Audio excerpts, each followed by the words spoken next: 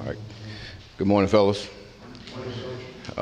Obviously, there was a disappointment last week. I'm just speaking defensively of how we played that game. It's not now we pictured as far as a performance, and that's across the board, every situation, every player, every coach. We got to make sure we pick our game up this week, right? Because we got a really good opponent coming in. And this opponent's fighting for a lot of things as far as their division and playoff seeding and all that stuff. So we know we're going to get their best regardless of who they have and regardless of who we have also, right? Our job is to go out there and perform, right? And that's what we talk about in our defensive meeting room, right? So we have to get back to what we've been doing as far as tackling assignments and all that to make sure we're playing above board.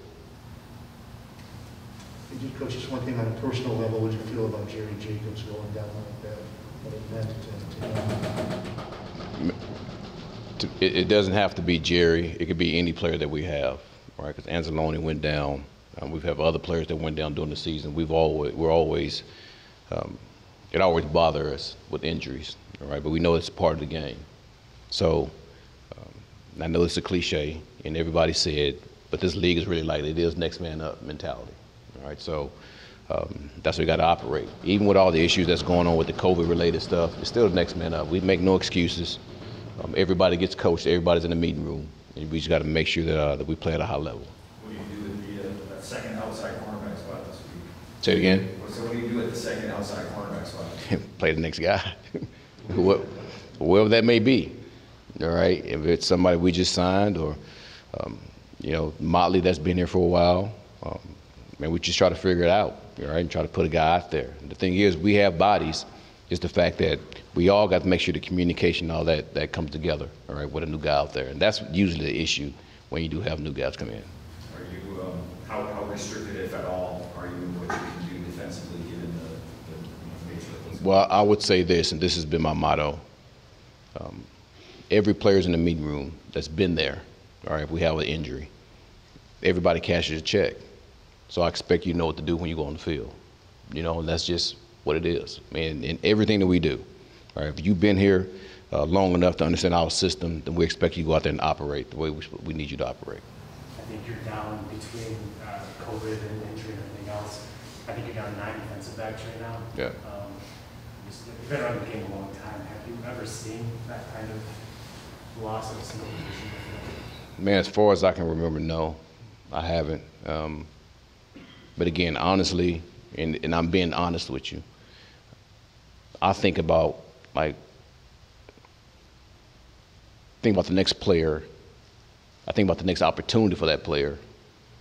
But I think about moving on. It might be a harsh thing to say, but that's how this league is, because the NFL is not going to stop the game for you. You got to go out there and play. So I have to make sure that I get that next player ready. So I don't have time to be sorrowful. I don't have time to sit back and think about what did happen or the injury. I don't have time to do that. I have to spend a lot of my time on make sure that the next guy is ready to go play, and make sure defensively as a system, right, that we try to put that guy in a position to be successful. Aaron, the game was a 1 touchdown game going into the second half. What do you think the game got away from the defense in the second half there? Well, just defensively speaking, we had a number of opportunities in the red zone that we could have stopped. We had a 3rd and 6, and we didn't cover a guy. We had another 3rd down, we missed the tackle. We had a 2nd and 1 on the touchdown run where we missed another tackle. This game this past week, man, was all about just fundamentals of playing football. Missing tackles probably the main thing. But the guys knew what to do besides the busted touchdown. But other than that, it was just missed tackles. All right, and then just making sure we as coaches, make sure we continue to hone on the thing. How do we tackle? Make sure that we wrap up and all that stuff.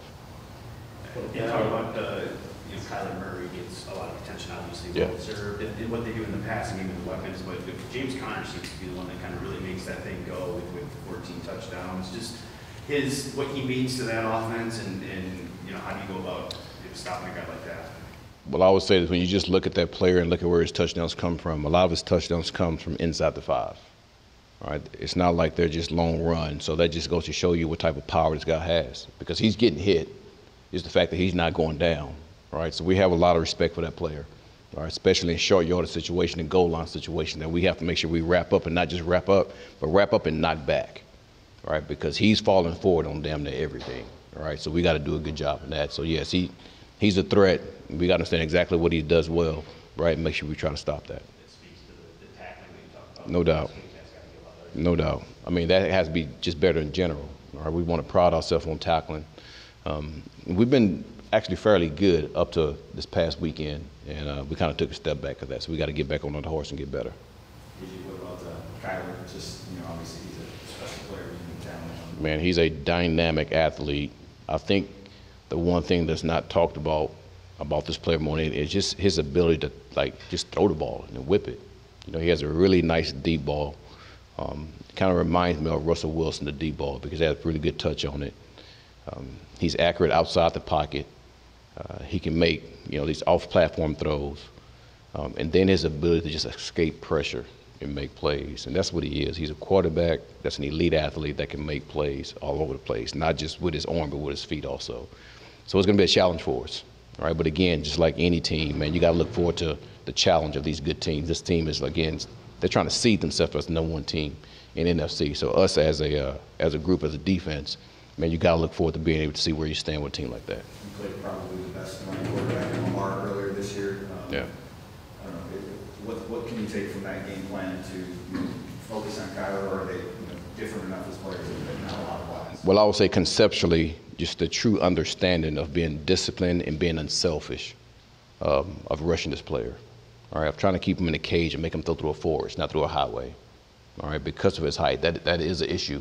All right, this player, but he does a lot of things to get himself out of those issues. All right, and that's what makes him such a good player, because he understands his issues and he knows how to get himself into issues where he can make plays. So, discipline as far as our rush lanes, discipline and not being selfish. When we see we have an opportunity, man, just understand who this player is and make sure we use everybody in the rush lanes or in the rush plan to help corral this guy. You said earlier that your thought is always on the next guy in these situations. So I'm curious with a guy like Anthony Pittman, who's your clear the fifth linebacker in this rotation. He comes in, he makes the plays, he plays pretty well, seems to have flashed some pretty good instincts. What can a guy do in just a handful of snaps to, I guess, merit or demand more playing time once the room is healthy, if anything? Well, that's one thing I think we've proven throughout this year, that when you show it in practice, right, in camp, in games, that you can help us, you're gonna play. I mean, look at Woods. I told you that last week. He's gonna get a chance to play, and he's played a lot. So he's gonna continue to play. So yes, Pittman showed some good things, and it goes back to exactly what I said. The player's in the meeting room. He's been in the meeting room the whole time. He's been cashing the check like everybody else the whole time. We expect him to come in and play like that. So. I'm not going to sit here and do jumping jacks because he go out there and made plays. I expect him to do that. That's how we feel about every player that's on this defense.